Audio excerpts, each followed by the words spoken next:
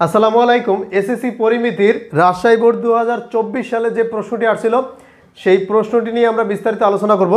এইখানে যে প্রশ্নটি দেওয়া আছে এটা মূলত বেশিরভাগই চ্যাপ্টার 10 যে পরিমাপ উচ্চতা আছে ওই চ্যাপ্টারের সাথে মিল আছে, তবে এই চ্যাপ্টারে যেহেতু আমাদের দিয়ে দিছে আমরা এটা সলভ করে ফেলবো। এখানে দেখো একটা চিত্র দিয়ে দিয়েছে, এই চিত্রটা তুমি প্রথমে অঙ্কন করে নাও।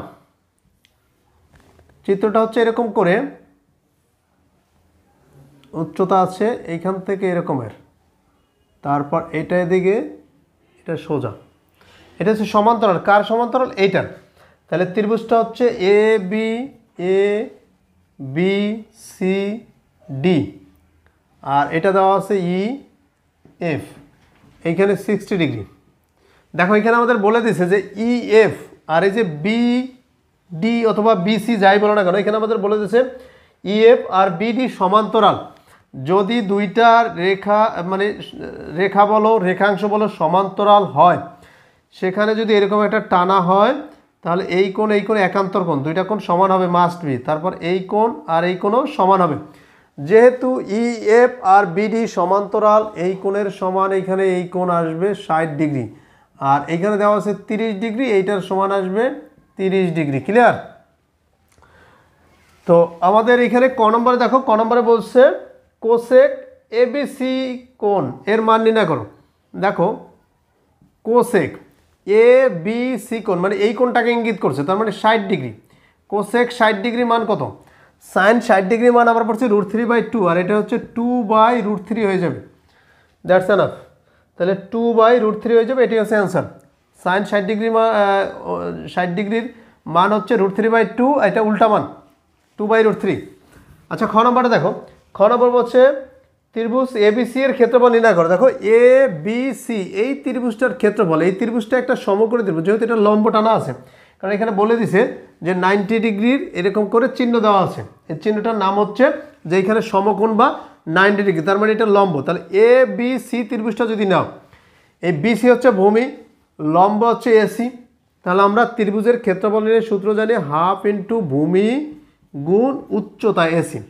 তাহলে বিসি আর এসি দুইটা যদি জানা থাকে আমরা ক্ষেত্রফল বের করতে পারবো।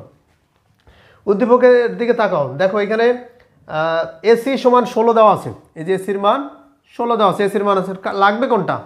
বিসি। তা তোমার যেটা দেওয়া আছে, যেটা লাগবে সে এই কোণের সাপেক্ষে কি দেওয়া আছে? বিপরীত বাহু। লাগবে কোনটা? সন্নিহিত বাহু। কার অনুপাত নিবা? ট্যানের অনুপাত। কেন নিবা? কারণ ট্যানের অনুপাত হচ্ছে বিপরীত বাহু আর সন্নিহিত বাহু। এই কোণের সাপেক্ষে এটা বিপরীত, এটা সন্নিহিত, এটা হচ্ছে অতিভুজ। তাহলে ট্যান 60 ডিগ্রি, বিপরীত বাহু হচ্ছে 16, সন্নিহিত বাহু আমরা জানি না বিসি। ট্যান 60 ডিগ্রি মানে 1/√3 সমান 16/BC। তাহলে বিসি সমান আর গুণ করলে 16√3। এখন এখানে মান বসাই দাও। এই যে ত্রিভুজটার ক্ষেত্রফল হচ্ছে হাফ ইন্টু ভূমি, ভূমি হচ্ছে 16√3 আর উচ্চতা হচ্ছে 16। 2 দ্বারা কেটে দাও, 2 দ্বারা এটার কাটলে 8, 8 দ্বারা 16 গুণ করে দাও, 6 48 8, হাত থেকে 4, 8 আর 6 8 আর 4 12। এই যে 6 8 48 8, হাত থেকে 4 8 আর 4 12, 1/2√3। এটা হচ্ছে অ্যান্সার। তো এখানে ক্যালকুলেটর চাপ দাও, বের হয়ে যাবে। এটা ছিল আমাদের খ নম্বরে। গ নম্বর দেখো, গ নম্বর বলছে ত্রিভুজ এসিডি এর পরিসীমা নির্ণয় করো। এ সি ডি মানে এইটার এই ত্রিভুজটার পরিসীমা। তাহলে এইটা তো এসি তো 16 দেওয়া আছে না, আমাদের কি লাগবে? সিডি। আর কি লাগবে? এডি। অনেক কিছু মুখে মুখে করা যায় যাতে তোমাদের এমসিকিউ সহজ হয়ে যাবে। সেটা হচ্ছে কি, যদি কোনো একটা সমকোণী ত্রিভুজের, অন্য কোনো ত্রিভুজ না, সমকোণী ত্রিভুজের কোনো একটা কোণ মানে 90 ডিগ্রি বাদে যেটা 90 ডিগ্রি সেটা বাদে বাকি দুইটা কোণের যে কোনো একটা যদি 30 ডিগ্রি হয়, তাহলে 30 ডিগ্রির সামনে মানে বিপরীত বাহু যা হবে অতিভুজ তার দ্বিগুণ হবে। যেহেতু বিপরীত বাহু 16, তাহলে অতিভুজ কত হবে? অতিভুজ হবে 32। এই যে এডির মান হবে 32। এটা এমসিকিউর জন্য সহজ। 30 ডিগ্রি হলে সামনে যে বাহুটা হবে সমকোণী ত্রিভুজের 30 ডিগ্রি, তাহলে বিপরীত বাহুটা যা হবে অতিভুজ তার দ্বিগুণ হবে। কিন্তু আমাদের তো এখানে করতে হবে কি, ইসের অনুপাতের মাধ্যমে। দেখো তা তোমার আছে এই কোণের সাপেক্ষে বিপরীত বাহু দেওয়া আছে, তোমার লাগবে কোনটা?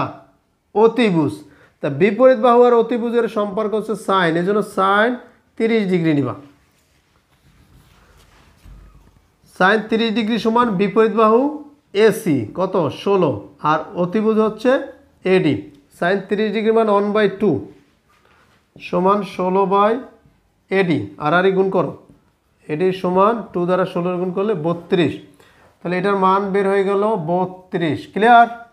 ওকে, এখন এই কোণের সাপেক্ষে এখন তোমার লাগবে কোনটা, সিডি লাগবে, যেহেতু এ সি ডি ত্রিভুজের পরিসীমা লাগবে, তাহলে সিডি লাগবে। দেখো এই কোণের সাপেক্ষে বিপরীত বাহু দেওয়া আছে, সন্নিহিত বাহু বের করতে হবে। কার অনুপাত নিবা? tan এর অনুপাত। tan 30 ডিগ্রি সমান বিপরীত বাহু এসি, তাহলে আমরা এসি লিখতে পারি আর সন্নিহিত বাহু হচ্ছে সিডি।